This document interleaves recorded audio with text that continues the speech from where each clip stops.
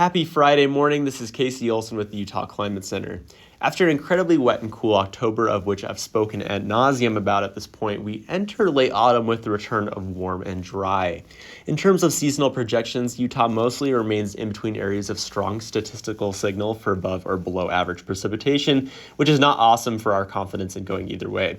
I will say that we have seen the above average precipitation signal shifts ever so slightly south, and it now clips the very northern reaches of the state. I'll take what I can get. Temperatures continue to swing on the warmer end of the distribution as well. Looking at the short-term forecast, the north will see this midweek system begin to peter out heading into the weekend. The cold front associated with that system did bring temperatures down to near normal for this time of the year.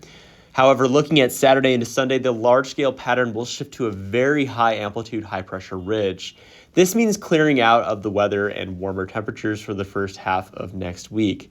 Given our decreasing solar angles this time of year, there are air quality concerns as our air gets stagnant. The second half of next week is much more uncertain, with the models having a hard time landing on a specific solution. Some have a decent Pacific trough that breaks down this high-pressure ridge, while others show that the system really kind of splits apart before reaching us. I'm not loving the most recent model runs either, as they are starting to push for the splitting apart solution.